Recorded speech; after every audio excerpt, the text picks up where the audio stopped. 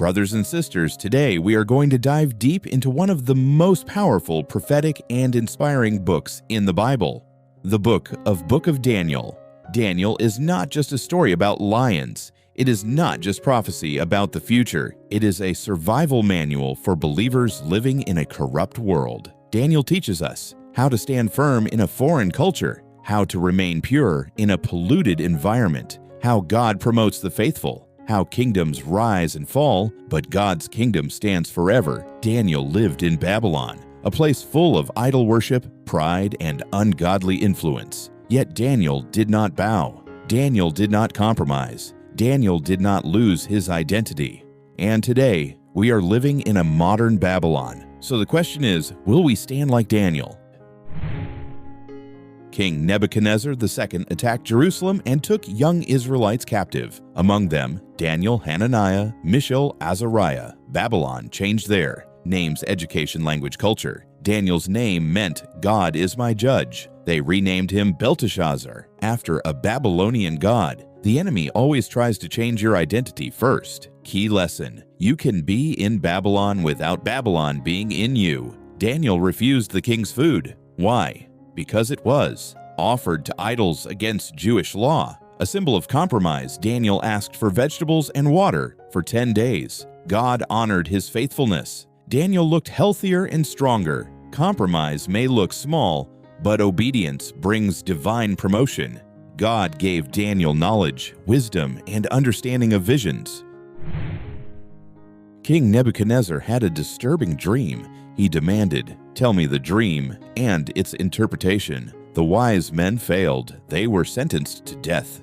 Daniel prayed. God revealed the mystery. The king saw a statue with head of gold, chest of silver, belly of bronze, legs of iron, feet of iron and clay. These represented kingdoms: Babylon, Medo-Persia, Greece, Rome, divided kingdoms.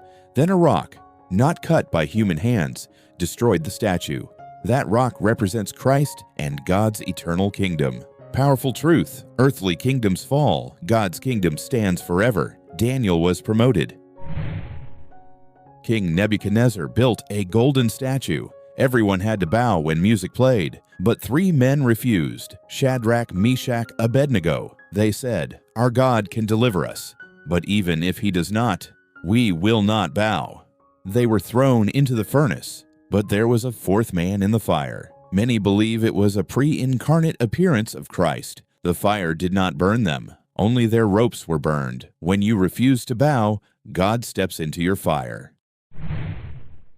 Nebuchadnezzar became proud. He said, "Look at this great Babylon that I built." God humbled him. He lost his mind. He lived like an animal for 7 years until he acknowledged heaven rules. Pride brings humiliation. Humility brings restoration.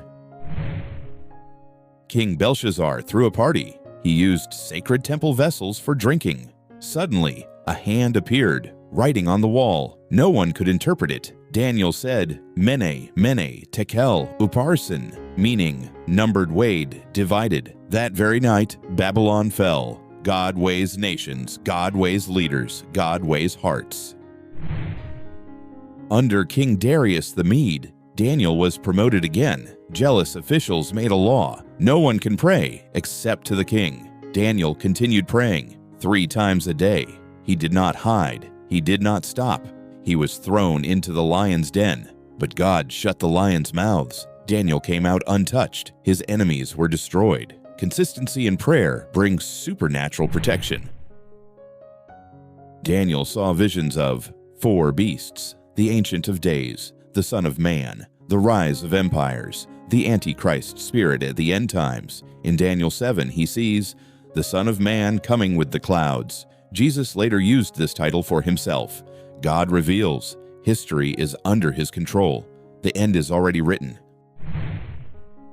We live in modern Babylon. Babylon today looks like immorality, pride, materialism, pressure to compromise. But like Daniel, keep praying, keep fasting, keep believing, keep standing. You may be surrounded by unbelievers, pressured at work, mocked for your faith, but God sees, and promotion comes from heaven.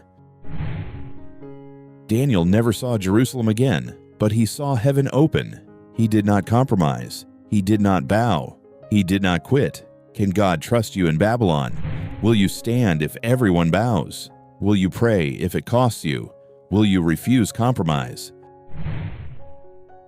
Lord, make us like Daniel. Give us courage in the furnace, faith in the lion's den, humility in promotion, and vision for the future. Help us stand firm in Babylon. In Jesus' name, amen.